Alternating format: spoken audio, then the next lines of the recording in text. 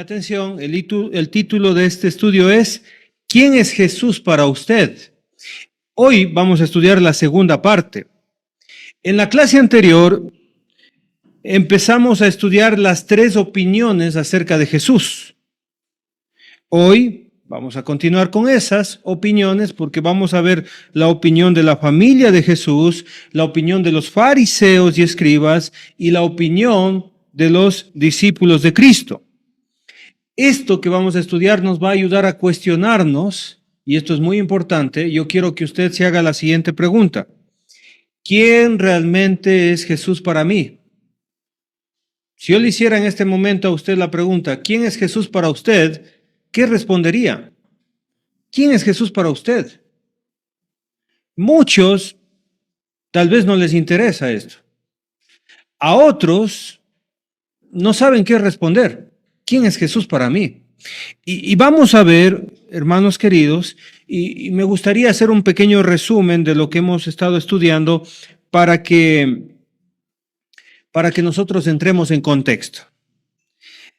Empezamos en el versículo 20 hablando de gente que llegaba donde Jesús de todas las partes del mundo de aquel entonces. Desde los 4 puntos cardinales recorrían 130 kilómetros, 150 kilómetros, 70 kilómetros, 50 kilómetros. La gente buscaba a Jesús para ser sanados y para comer, porque Jesús estaba multiplicando los panes y los pececillos.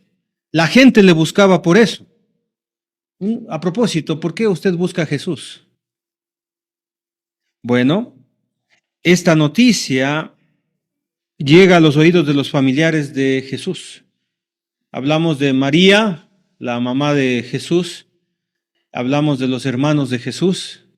Si usted quiere saber esto, si María tuvo más hijos, pues sí, en el libro de Mateo usted puede encontrar que María no conoció a su esposo, sino hasta dar a luz, dice el texto bíblico.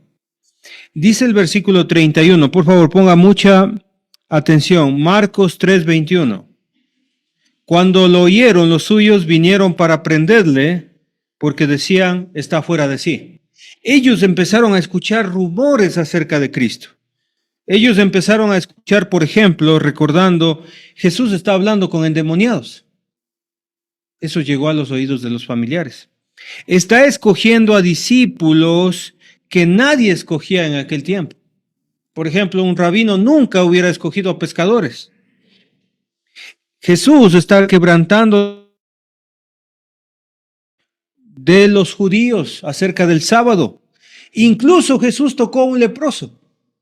No se hacía eso en aquel tiempo, era inmundicia. Jesús hizo algo que es el colmo. ¿Qué hizo Jesús? Él escogió a un publicano, un cobrador de impuestos, como su discípulo. Rompió las reglas de los líderes religiosos, estaba cosechando y comiendo. Sanó a un hombre en el día sábado. Escuchaban acerca de Jesús que estaba enfrentando a los maestros de Israel. Entonces los familiares decían, está loco. Dice el versículo 21 al final, está fuera de sí. Y ellos utilizan, Marcos utiliza una palabra que dice prender. Identifica en el verso 21 la palabra prender. ¿Qué significa eso? Sujetar con fuerza, apoderarse de él, dominar, detenerlo. Ellos estaban dispuestos a atraparlo contra su propia voluntad, pensando que Jesucristo estaba loco. En el versículo 22 vemos cómo escribas, es decir, teólogos de renombre, venían desde Jerusalén para buscar a Jesús. Ellos caminaron 130 kilómetros aproximadamente. En días a pie, ¿cuántos creen que son? ¿Cuántos días? 130 kilómetros en aquel tiempo. 5 o 6 días a pie. Caminaron para enfrentar a Jesús. ¿Sí? Y ellos cuando escuchan toda esta doctrina, ¿saben lo que hacen? Son teólogos, son hombres de mucho estudio de la Torá del Antiguo Testamento. ¿Saben lo que se ponen a hacer? Empiezan a murmurar de Jesús. Y empiezan a decir que Jesús hace todo eso porque tiene a Betsebú de su parte. Es muy interesante, hermanos queridos, lo que dice en el versículo 22. Acompáñeme, por favor. Versículo 22, Marcos 3, 22. Pero los escribas que habían venido de Jerusalén, 5 días de camino, 130 kilómetros a pie, decían que tenía a Betsebú y que por el príncipe de los demonios echaba fuera los demonios. La acusación de ellos es un insulto, hermanos. Es faltarle el respeto a Jesús. ¿Qué hace usted cuando le faltan el respeto? ¿Qué hace usted cuando hablan mal de usted? Alce la mano el que supo que han hablado mal de usted. Alce la mano. Un poquito. ¿Quién supo, se enteró que han estado hablando mal de usted? ¿Y los demás? No. Hay gente que habla a espaldas de otras personas. Eso se llama injuriar, eso se llama murmurar. Pero ¿qué hace Jesús cuando hablan mal de él? Mire, verso 23. Y habiéndolos llamado. Me gusta cómo Jesús enfrenta esta situación. Él enfrenta la calumnia, hermanos queridos, llamando para aclarar las cosas. ¿Usted le gusta aclarar las cosas o mejor que pase el tiempo? Que pasen los días y ya se han de olvidar.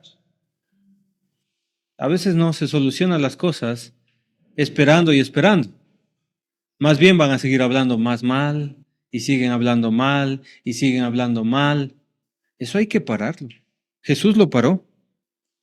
Jesús los llamó para corregirles. Ahora, hermanos queridos, desde el versículo 23 en adelante, eso lo vimos la clase anterior, Jesús presenta argumentos irrefutables. ¿Sí? Jesucristo los enfrenta con argumentos lógicos y dice, Satanás tiene un reino y la pregunta que les hace es, ¿cómo Satanás está en contra de Satanás? ¿Es posible eso? No. ¿Cómo puede Satanás atacarse a sí mismo? No se puede. Y es muy interesante, hermanos queridos, es muy interesante lo que dice el versículo 27. Ninguno puede entrar en casa de un hombre fuerte y saquear sus bienes si antes no le ata, y entonces podrá saquear su casa. Por si acaso no está hablando de sacar espíritus. No. Este texto no tiene que ver con sacar espíritus.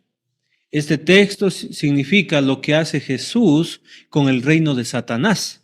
Satanás tiene un reino.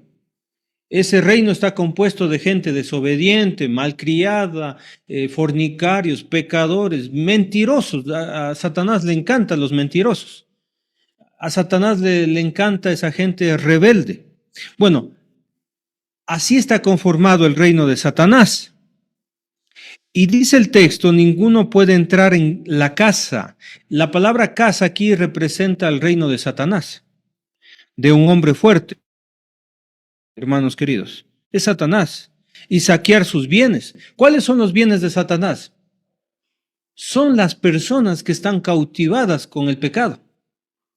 Son la gente que está practicando el pecado. Si antes no le ata, entonces podrá saquear su casa. Entonces, si usted se dio cuenta, Jesús es aquel que ata a Satanás para liberar al pueblo. El saqueador, en este caso, es el Señor Jesucristo. ¿Sí? Cuando vino el Señor Jesucristo a este mundo, vino a atar a Satanás y a quitarle a aquellos que estaban muertos en delitos y pecados. ¿De acuerdo? ¿Sí? Mire lo que dice Juan capítulo 12 versículo 31. Esto fue antes de que Jesucristo fuera crucificado. Juan 12 versículo 31. Aprovechamos a los que están conectados, saludarles, ¿no? Buenas noches a los que se conectaron hace poquito, hasta que Marcelo encuentre el texto. Juan 12, 31. Muy bien, parece que ya lo encontró. Ahora es el juicio de este mundo. Ahora el príncipe de este mundo será echado fuera. Jesucristo lo tenía todo planificado. ¿Él vino para qué? Para echar a Satanás de este mundo afuera. Verso 32. Y yo, si fuere levantado de la tierra, a todos atraeré a mí mismo. ¿Qué quería el Señor Jesucristo? Salvarle a usted. Usted quiere entender la Biblia. Usted quiere entenderle a Dios. Es fácil. Dios vino a rescatarle a usted. Dios vino a salvarle a usted. Y usted, hermanos queridos, sin Cristo, está en el reino de Satanás. Así de sencillo. Mire lo que dice Colosenses 1:13. Colosenses capítulo 1, versículo 13. Una persona que no tiene a Cristo todavía está prisionera. Todavía pertenece a un reino.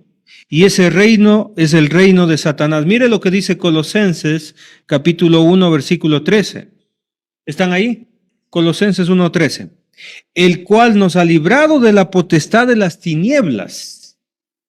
Él nos libera de ese poder maligno, de ese poder de Satanás, y trasladado al reino de su amado Hijo. ¡Qué precioso!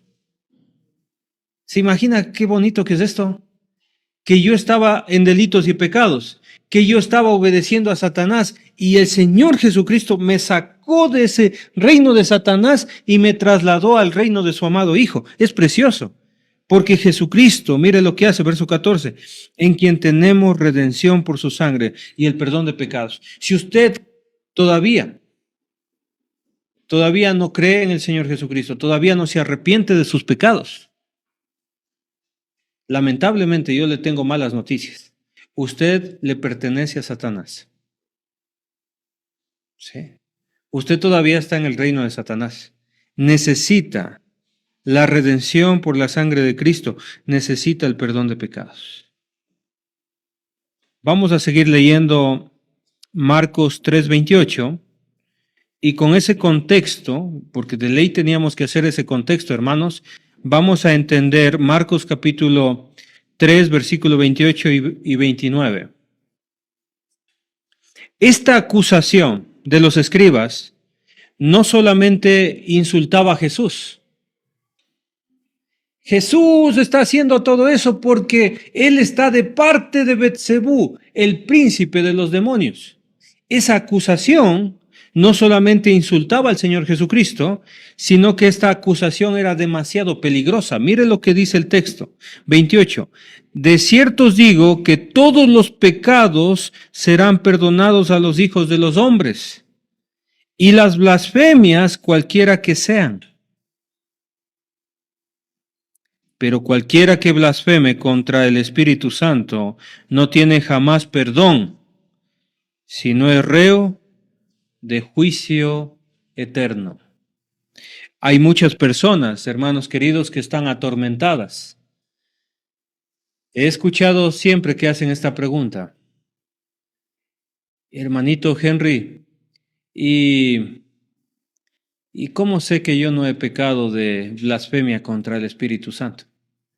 Hay gente que está muy preocupada, está atormentado, pensando que alguna vez en su mente insultó al Espíritu Santo, blasfemó contra el Espíritu Santo, y eso les tiene inquietos, preocupados y no saben qué hacer. Yo creo que alguna vez blasfemé contra el Espíritu Santo, y el texto dice que ya no hay perdón. Entonces la gente se preocupa. No sé si usted ha escuchado eso alguna vez.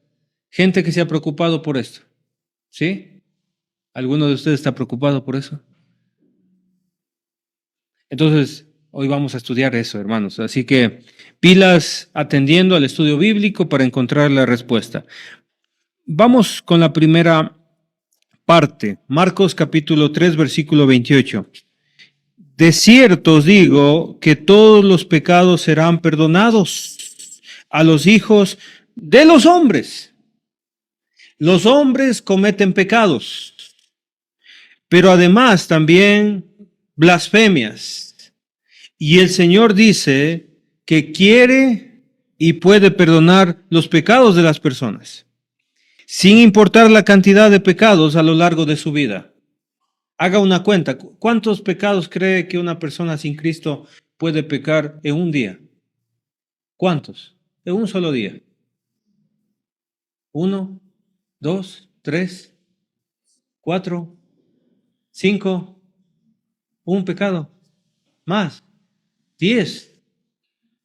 Imagínese, malos pensamientos, pecados con la vista, pecados con la boca. ¿Cuántos puede pecar una persona sin Cristo? Muchos, ¿verdad? Hágale cuenta, un pecado diario. En una semana, ¿cuántos son? 7. ¿Sí? En un mes, 28. En un año, como 150. ¿Y cuántos años tiene? Imagínese, multiplique por su edad, muchos pecados. Pero lo que está diciendo aquí el Señor es que Él puede perdonar los pecados de las personas y sin importar la cantidad, lo va a hacer. Incluso si ha blasfemado. Hermanos queridos, me gustaría que por favor mire atentamente el texto bíblico. En el versículo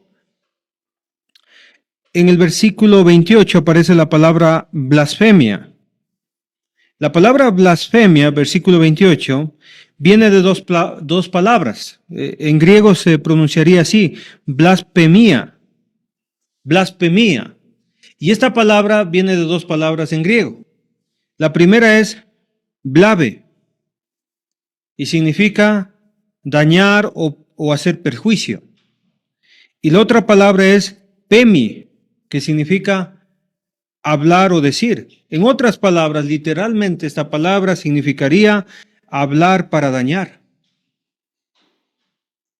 Hablar para dañar o hablar maliciosamente. Entonces, estos judíos, hermanos queridos, estaban hablando para dañar. Estaban hablando maliciosamente. Muchas personas se escudan diciendo, yo no estoy hablando mal de las personas, porque yo digo la verdad. ¿Ha escuchado ese argumento? Yo no hablo mal de las personas porque yo digo la verdad. Pero imagínese que alguien dice, mira, ahí viene fulano de tal, y él toma todos los fines de semana. ¿Es verdad? Sí. Pero él le trata mal a sus hijos, le trata mal a su mujer, y ve, se viste mal. Y empieza a decir cosas ciertas. Pero ¿sabe qué? Eso es blasfemia. Es injuriar, es hablar mal. Pero son verdad, hermano Henry. Sí, pero ¿usted qué hace diciendo esas cosas? Un cristiano no debe estar metido en esas cosas, calumniando, hablando, diciendo cosas de otros. Pero son verdad. Usted no se meta en problemas. Usted no esté diciendo mal de otras personas. En el caso de Jesús, ellos estaban no solamente, hermanos queridos, no solamente hablando mal, sino mintiendo contra Jesús, dañando la reputación de Jesús. Estaban hablando para dañar. Le estaban causando un daño a Jesús. Jesús estaba siendo injuriado. Jesús estaba siendo blasfemado. Ellos estaban hablando maliciosamente contra el Señor Jesucristo. Y lo que yo le puedo decir es que Dios está dispuesto a perdonar a todo hombre, incluso hasta ese chismoso, incluso hasta ese calumniador que no tiene de qué hablar, que empieza a hablar de los demás. Y habla a las espaldas de otros, eso es cobardía. Por favor, deténgase si usted está haciendo eso. No hable a espaldas de otros. Eso no hacen los cristianos. ¿Sí? Jesús es tan bueno, hermanos queridos, tan bondadoso y es tan misericordioso que Él quiere perdonar, aunque incluso sean blasfemios, incluso aunque sean pecadores. Y Dios ha perdonado a mucha gente. Ha perdonado a mucha gente. Por ejemplo, 1 Corintios capítulo 6. Vamos a ver a una iglesia. Es la iglesia de Corinto. Dios ha perdonado a todos nosotros, imagínense. Qué vergüenza que empezaran a decir la lista de los pecados que hemos cometido, ¿no? Qué vergüenza. Pero Dios nos ha perdonado. Primera de Corintios capítulo 6, versículo 9. ¿Ya están ahí? ¿No sabéis que los injustos no heredarán el reino de Dios? ¿Un injusto puede vivir en los cielos? No. El libro de Apocalipsis dice, no puede entrar en el cielo ninguna cosa inmunda. No se puede, dice. No erréis, no te equivoques.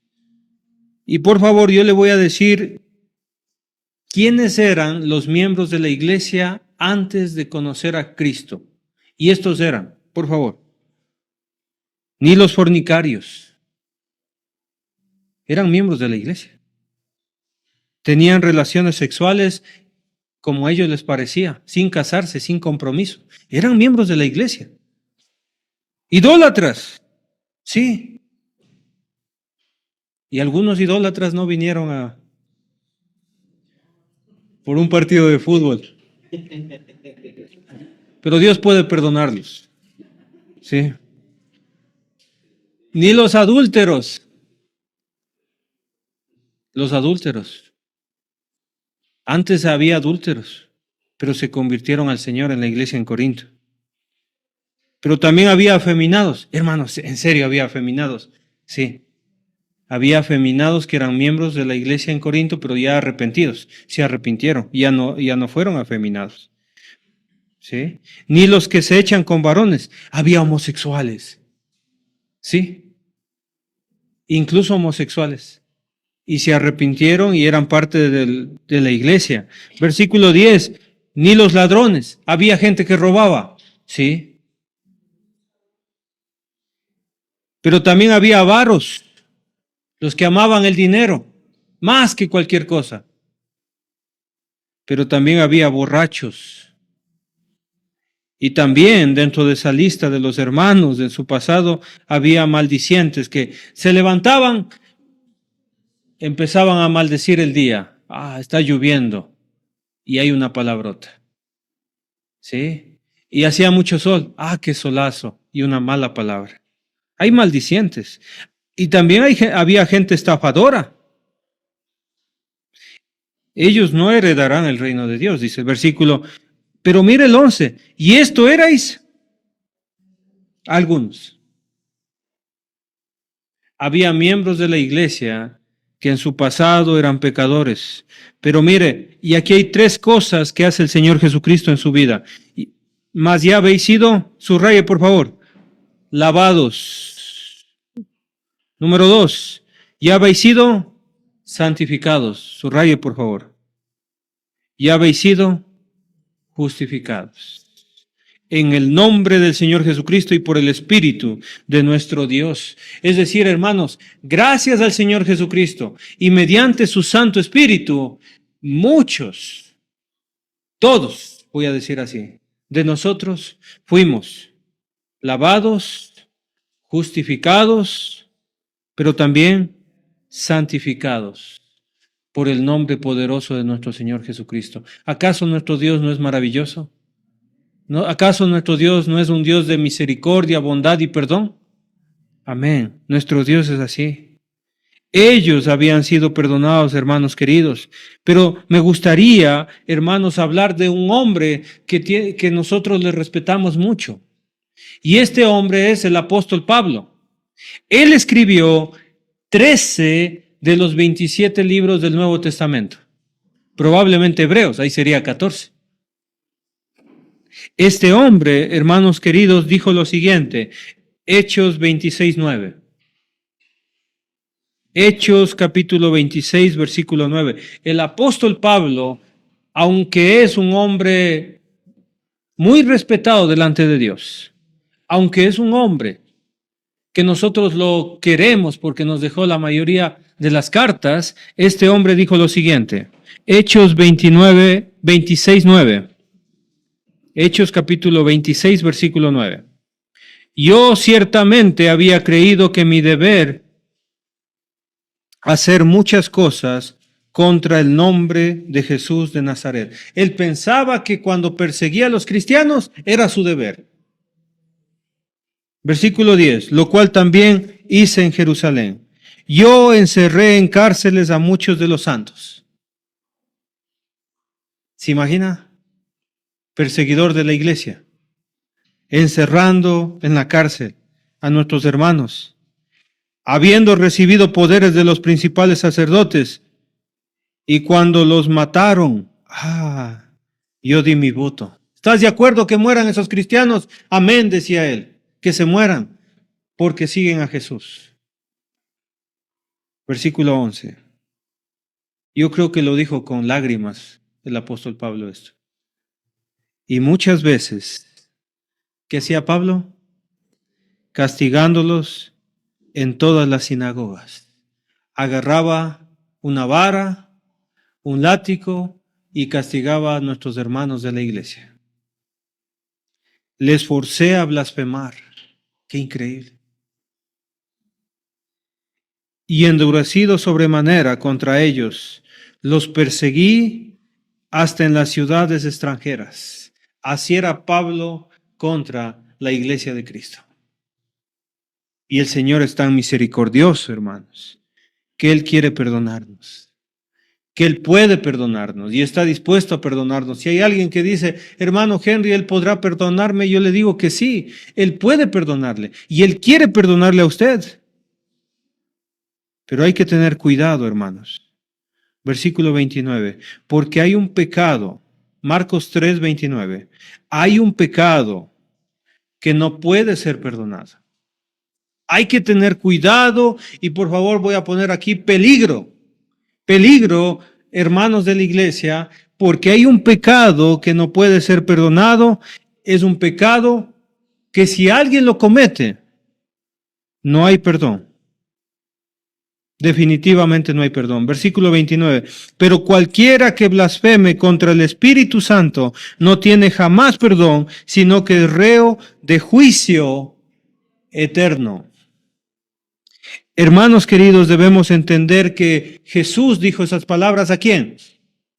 ¿Con quién estaba hablando?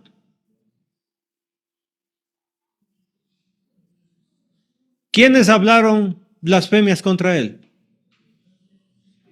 Los escribas, los eruditos de aquel tiempo, los maestros de Israel estaban hablando en contra de Jesús, diciendo que él estaba haciendo todo eso porque tenía al príncipe de los demonios de su lado. Debemos entender que dijo estas palabras a ellos, hermanos queridos, y ellos estaban atribuyendo las obras de Jesús al poder ¿de quién? De Satanás. Esto era una blasfemia, hermanos queridos, porque todas las obras que Jesús hizo, no las hizo por medio de Satanás, las hizo por medio ¿de quién? Del Espíritu Santo.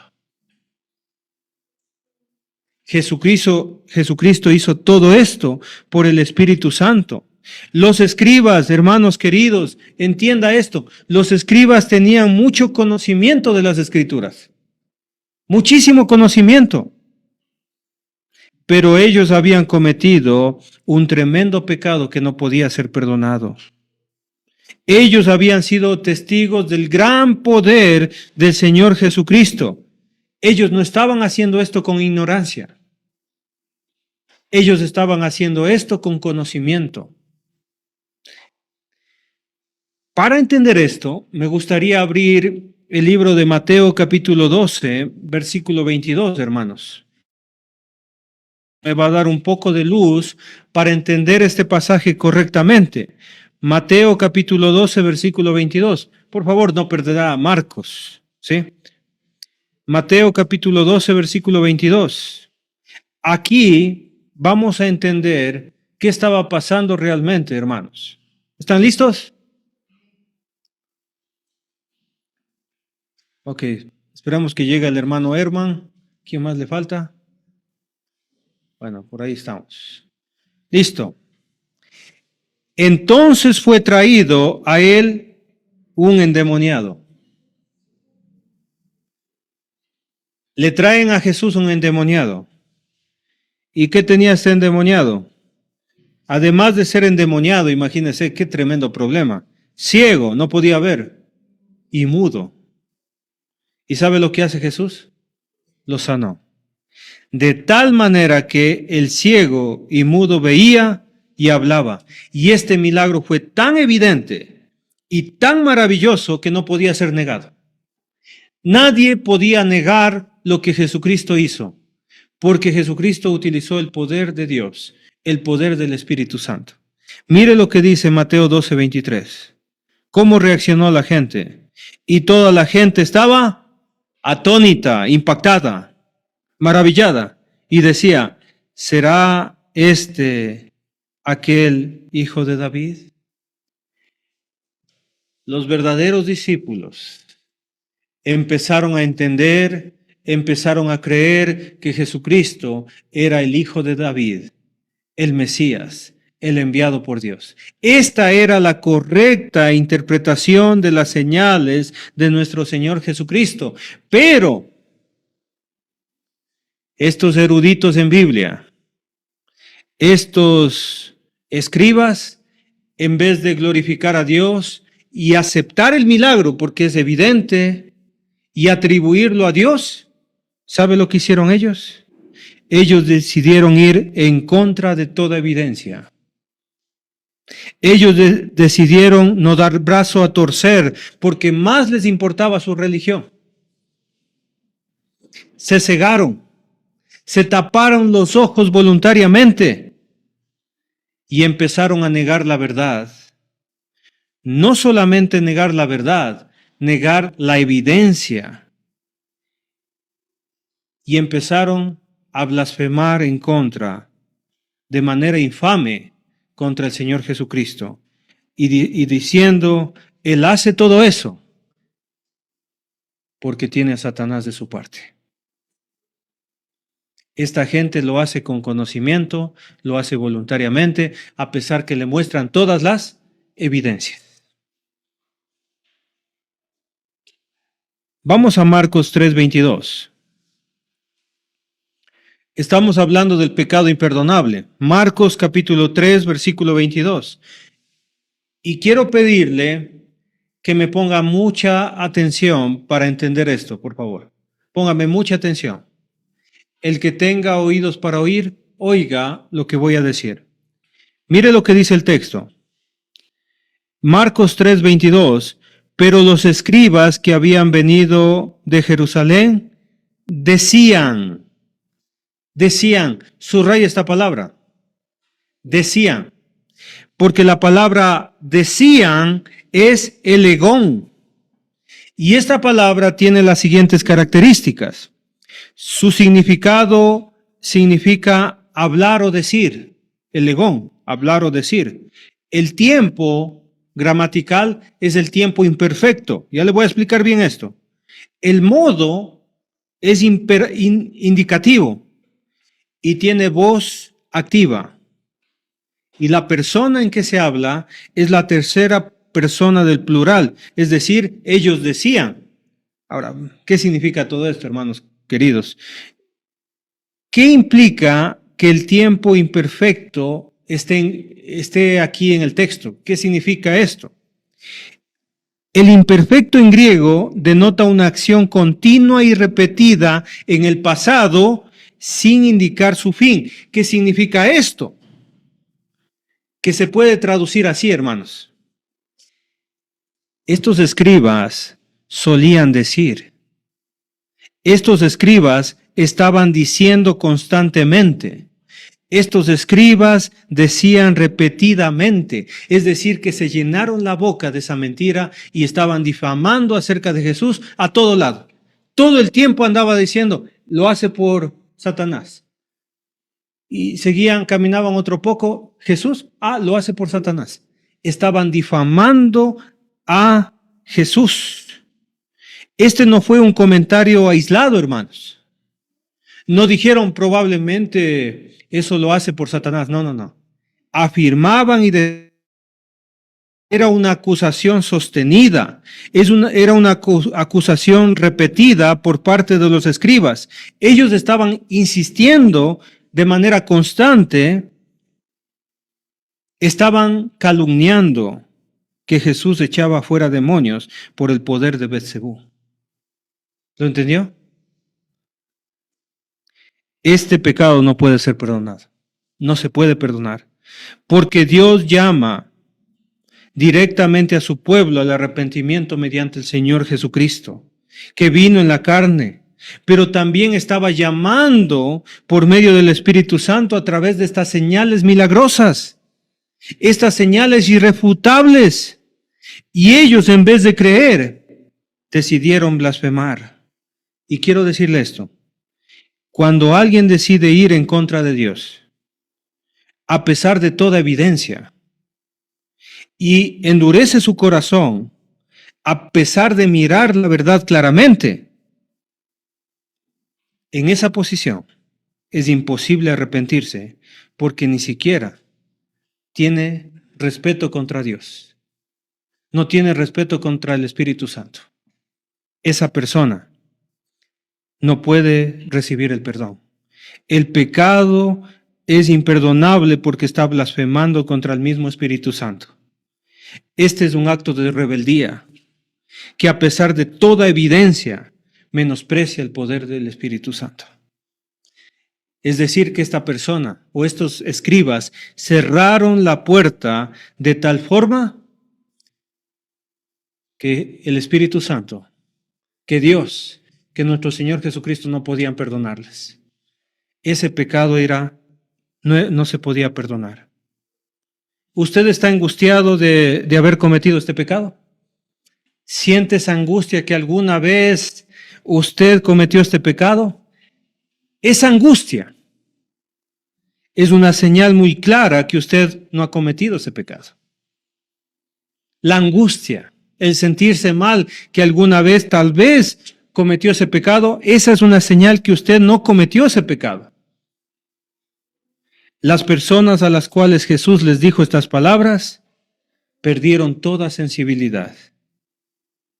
Pero, hermanos queridos, esta es una advertencia para todos nosotros.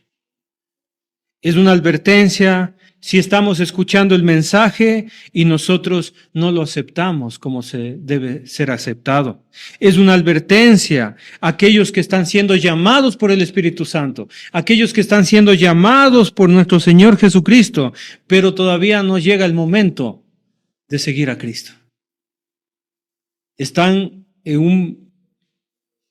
un hilo de romper esa barrera de negarse a decir, ya no quiero más de Jesús.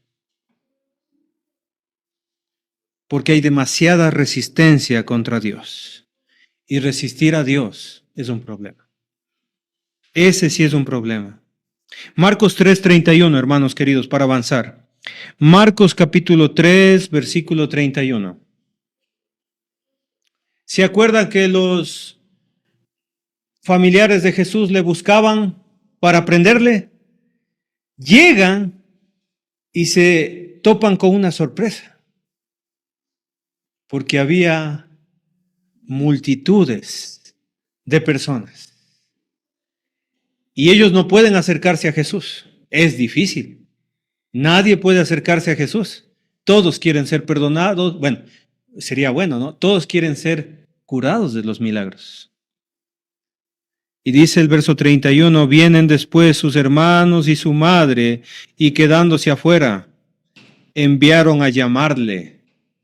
Probablemente sea un llamado donde alguien pasaba la voz, y la otra persona pasaba la voz, y la persona de allá pasaba la voz, hasta que llegó esa voz donde Jesús. Probablemente así lo llamaron. Y dice el verso 32, y la gente que estaba sentada alrededor de él dijo, tu madre y tus hermanos están afuera y te buscan. Llegó la noticia hasta Jesús. Y él aprovechó el momento, hermanos queridos, para enseñar algo muy importante, algo que usted y yo debemos aprender. Y él le respondió diciendo, ¿quién es mi madre y mis hermanos? ¿A quién miró? Verso 34. ¿A quién miró? Y mirando a los que estaban sentados alrededor, de él dijo, mire, sus discípulos, he aquí mi madre y mis hermanos, porque todo aquel que hace la voluntad de Dios, ese es mi hermano y mi hermana y mi madre. La familia pensaba que Jesucristo estaba loco. Los escribas decían que él tenía a Satanás, pero los discípulos decían, él tiene palabras de vida. Él nos enseña la voluntad del Padre. Y Jesús les dice a estas personas, ellos son mi familia. ¿Qué dice Efesios 2:19, el de memoria? ¿Qué dice ahí, Efesios 2:19? ¿Alguien sabe? Así que ya no sois extranjeros ni advenedizos, sino conciudadanos de los santos y miembros. ¿De qué? ¿Miembros de qué? De la familia de Dios. Usted y yo, si hacemos la voluntad del Padre, somos parte de qué? De su familia. Quiero concluir, hermanos queridos. Alguien dijo, es la palabra que más me gusta. Quiero concluir. Sí, porque ya estaban oliendo las empanadas que están haciendo atrás. Y ya da hambre. Jesús fue malentendido por su propia familia, pero nunca dejó de cumplir su misión. La oposición no siempre viene de lejos, a veces viene de los más cercanos. ¿Qué va a hacer usted? ¿Seguir adelante? ¿Continuar a pesar que su misma familia se oponga? Los líderes religiosos, aunque conocían la ley, rechazaron la evidencia clara del poder de Dios, hermanos. Atribuir a Satanás una obra del Espíritu Santo es una blasfemia que endurece el corazón hasta el juicio eterno. El pecado imperdonable no es un acto de ignorancia. El pecado imperdonable es una rebelión persistente y voluntaria. Dios está dispuesto a perdonar a todos y por todos los pecados, excepto aquellos que desprecian de forma deliberada a su Santo Espíritu. La verdadera familia de Jesús está formada por los que hacen la voluntad de Dios. Seguir a Jesús es creerle y seguirle. No basta con conocer a Jesús. Hay que obedecerlo, hacer la voluntad del Padre para pertenecer a su linda familia, la familia de Dios. Qué bueno que es Dios, que somos parte de su familia. Que usted puede decir, yo pertenezco a la familia de Dios, aunque mis hermanos, aunque mi familia no crea en Él. Yo tengo a muchos hermanos. Yo tengo a un Padre Celestial. Yo tengo una familia espiritual, que es la iglesia. Que el Señor les bendiga. Que el Señor les guarde. La siguiente continuamos con Marcos.